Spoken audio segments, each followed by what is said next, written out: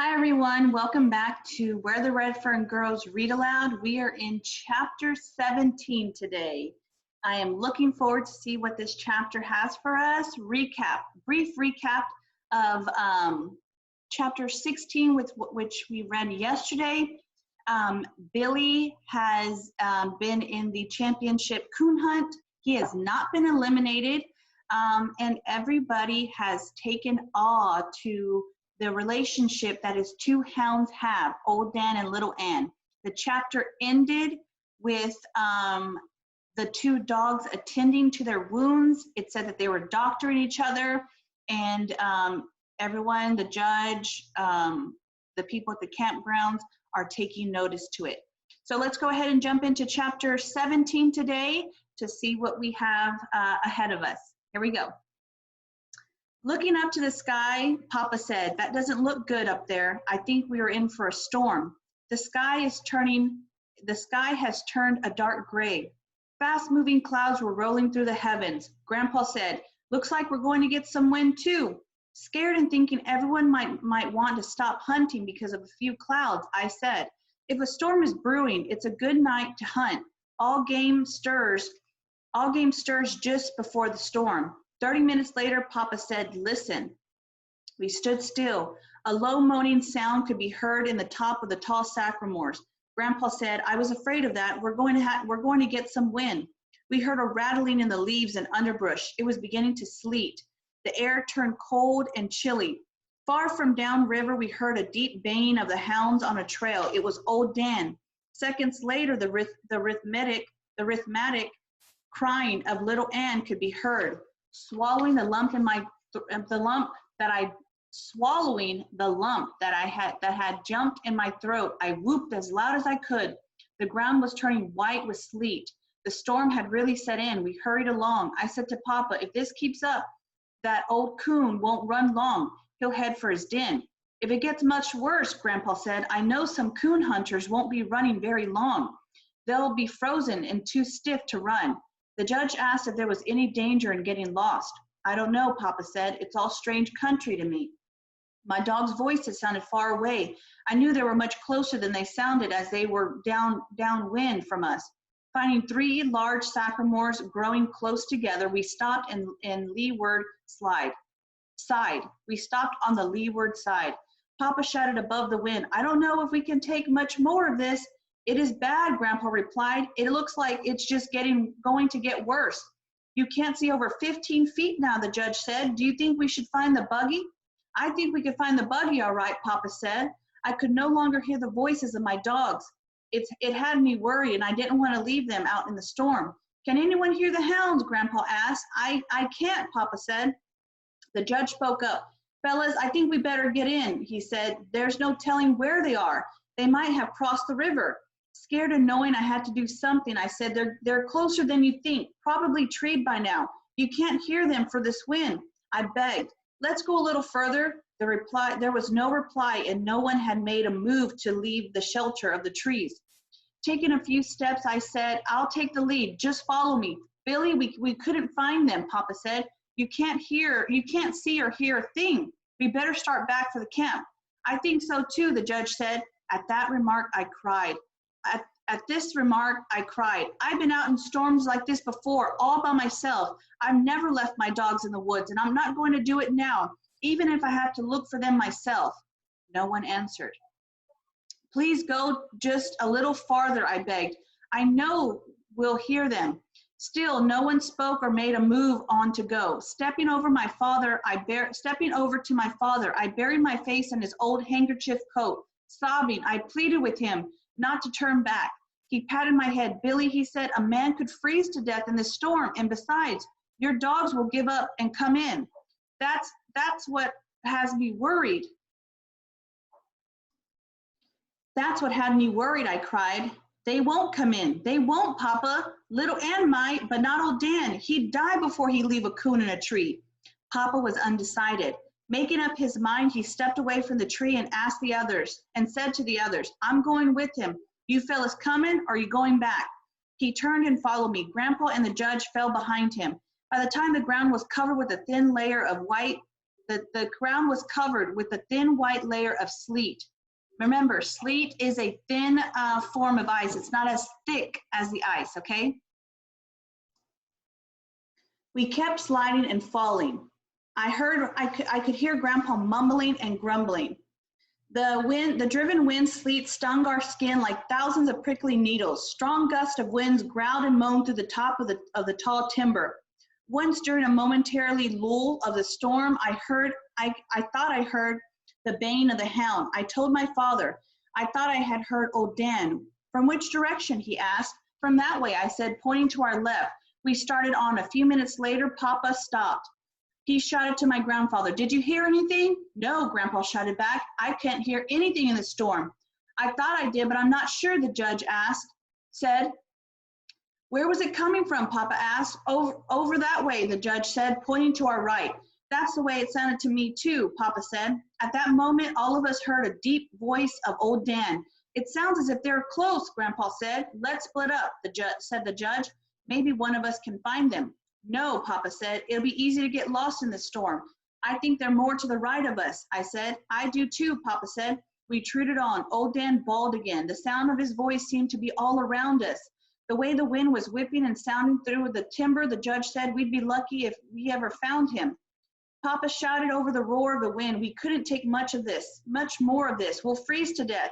The men were giving up. I felt the knot again as it crawled up in my throat. Salt water froze on my eyelashes. Kneeling down, I put my ear close to the icy ground in hopes I could hear my dogs, but I couldn't hear anything above the roar of this blizzard. Standing up, I peered this way and that. All I could see was the white wall of swirling sleet. I closed my eyes and said a silent prayer and hoped for a miracle. We heard a sharp crack and a loud crashing noise. The large timber tore from the tree by the strong wind, fell to the ground.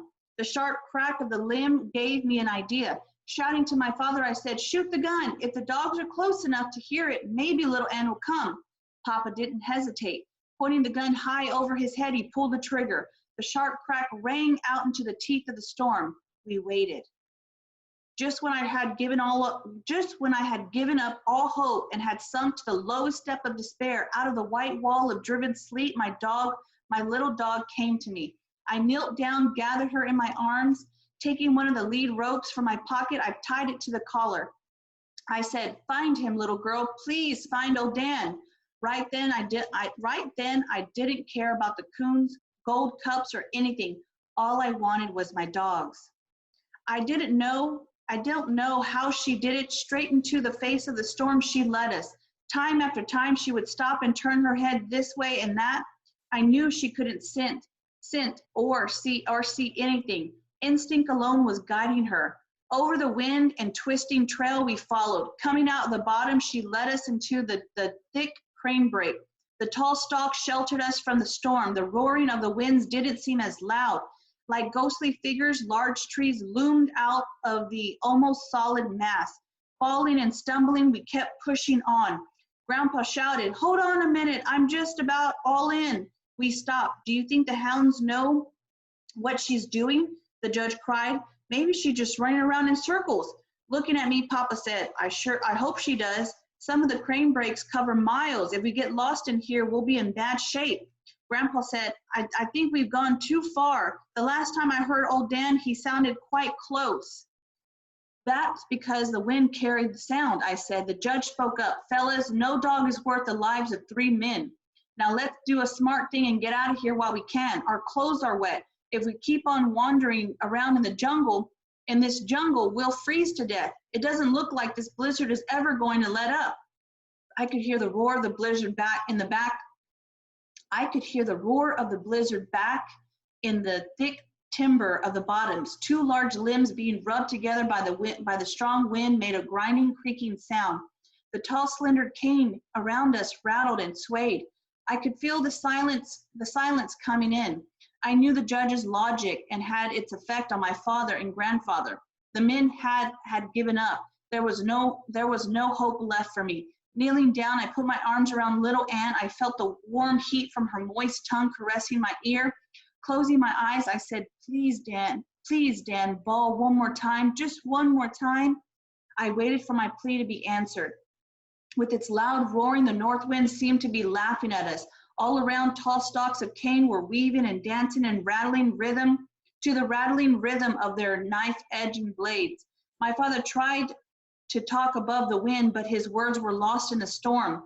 Just before another blast from clear as a foghorn of a stormy sea, old Stan's voice rang loud and clear. It seemed louder than the roar of the wind or a skeleton-like rustling of the tall swaying canes. I jumped to my feet. My heart did a complete flip-flop. The knot from my throat felt as big as an apple. I tried to whoop, but it was no use. Little Ann bawled and tugged on the rope. There was no mistaking the direction. We knew little Ann had been right all along. Straight as an arrow, she had led us to him. Old Dan was treed down in the deep gully. I slid off the bank and ran to him. His back was covered with a layer of frozen sleet. His frost-covered whiskers stood out straight as porcupine quills. I worked the wedges of ice from between his toes and scraped the sleet from his body with his hands. Little Ann came over and tried to wash his face. He didn't like it. Jerking loose from me, he ran over to the tree, rearing up on it, and started bawling. Hearing shouting from the banks above me, the judge looked up. I could dimly see Papa and the judge driving through sleet. At first, I thought they were shouting at me, but on peering closer, I could see that they had their backs to me. Catching hold of some long stalks of cane they were hanging down from the steep bank, I pulled myself up. Papa shouted in my ear, "Something has happened to your grandfather." Turning to the judge, he said, "He was behind you. When was the last time you saw him?" "I don't know for sure," the judge said. "I guess it was back when we heard the hound bawl." "Didn't you hear anything?" Papa asked. "Hear anything?" the judge exclaimed. "How could I hear anything in all that noise? I thought he was behind me the whole time. He didn't miss him until we got here." I couldn't hold back the tears. My grandfather was lost and wandering in the white jungle of cane. Screaming for him, I started back. Grandpa's missing. Okay. Papa caught me. He shouted, "Don't do that." I tried to tear away from him, but his grip on my arm was firm.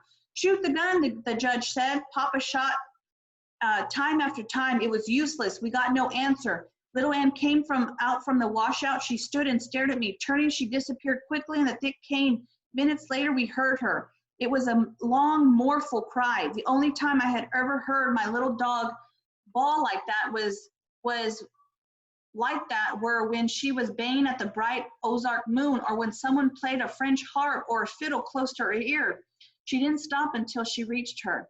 She didn't stop until we reached her. Grandpa lay as he had fallen, face down in the icy sleet, his right foot wedged in the fork of the broken box elder limb. When his ankle had twisted, the searing pain must have made him unconscious. Papa worked Grandpa's foot free and turned him over. I sat down and placed his head in my lap. While Papa and the judge massaged his arms and legs, I wiped the frozen sleet from his eyes and face. Burying my face in his iron-grained hair, I cried and begged God not to let my grandfather die. "Oh, I think he's gone," the judge said. "I don't think so," Papa said. "He took a bad fall with the limb tripped when that limb tripped him, but he hasn't been laying here long enough to be frozen. I just think he's unconscious." Papa lifted him to a sitting position and told the judge to start slapping his face. Grandpa moaned and moved his head. "He's coming around," Papa said. I asked Papa if we should get him back to the gully where old Dan was. I noticed there was very little wind in the place and we could build a fire. "That's a very good place," he said. "We'll build a good fire and one of us can go for help." Papa and the judge made a seat by catching each other's wrists. They eased Grandpa between them. By the time we reached the shout-out, Grandpa was fully conscious again and was mumbling and grumbling. He couldn't see why they had to carry him like a baby. After easing him to the bank over to the bank and down into the gully, we built a large fire. Papa took his knife and cut the boot from Grandpa's swollen foot. Grandpa grunted and groaned from the pain. I felt sorry for him, but there was nothing I could do but look on. Papa examined his foot. Shaking his head, he said, "Boy, that's a bad one. It's either broken or badly sprained. I'll go for some help." Grandpa said, "Now wait just a minute. I'm not going to let you go out in the blizzard by yourself.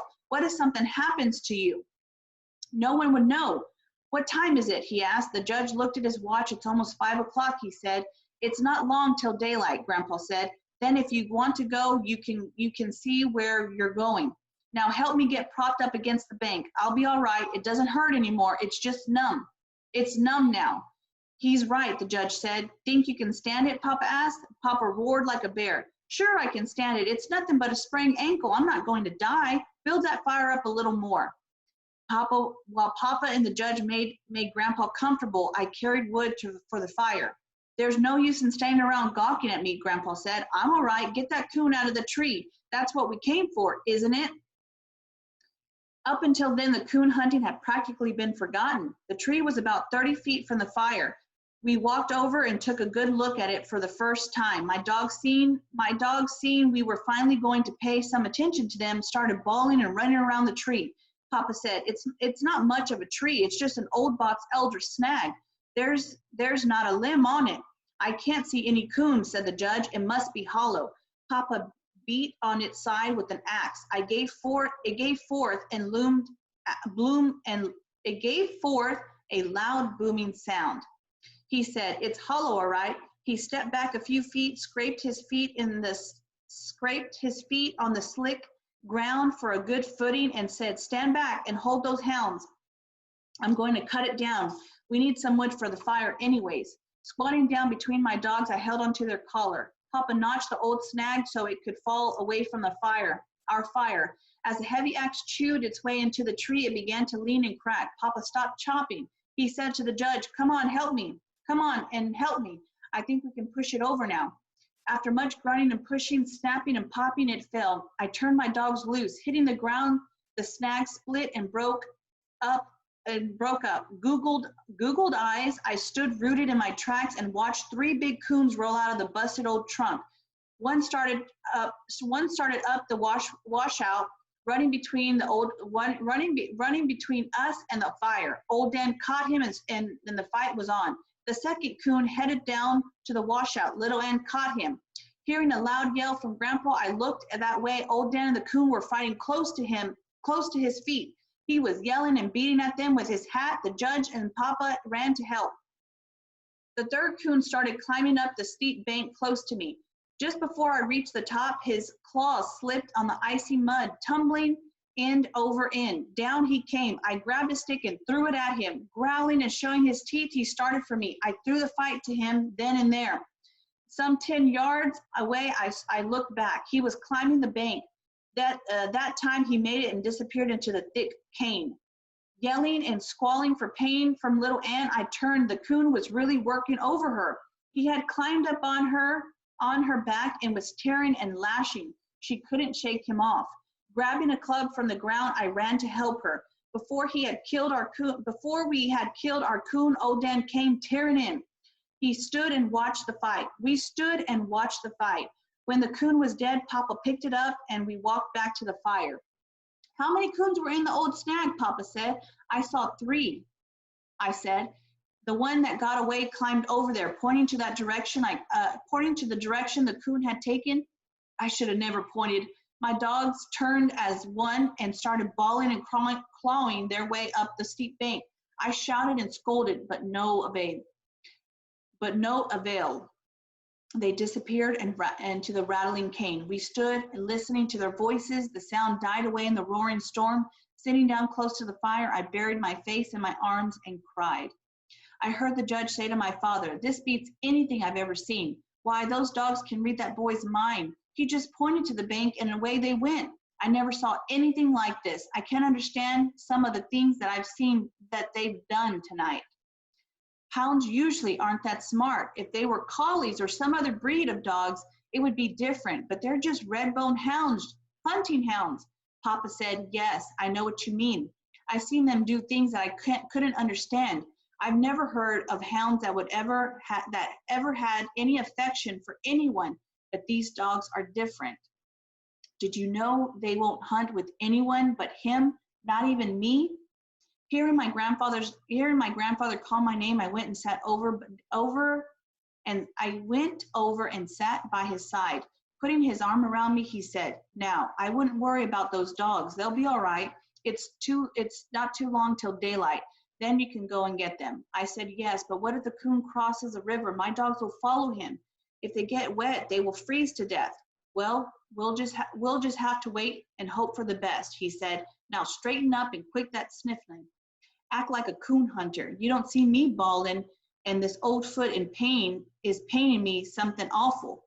I felt better after my talk with Grandpa. "Come on, let's skin these coons," Papa said. "I'll get up and help." After the skins were peeled from the carcasses, I had an idea. Holding one up close to the fire until it was warm, I took it over and wrapped it around Grandpa's foot.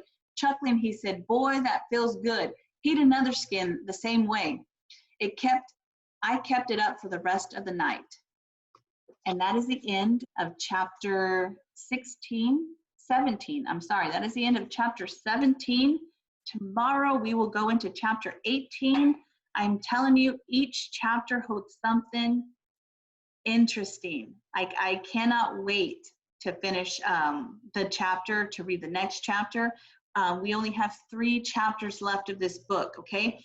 Keep in mind that this is a realistic fiction, okay? These characters, these dogs, the bond, everything seems like it could be real. That's the whole point of realistic fiction, but keep in mind it's not based on someone's true life, okay? So that's why we still have this fiction part in here. Again, you're noticing that the author is taking the relationship with these dogs into notice. Again, the judge called it out. The dad has called it out towards the end of this chapter. The bond that these 2 dogs, it's remarkable. Very, very remarkable. And who's to say it cannot be true? But it can, it really can. So I hope you're really enjoying this book, but don't forget about those questions. 3 questions will be posted for this chapter. Let me know if you have any questions, and I will see you tomorrow for chapter 18 of Where the Red Fern Grows.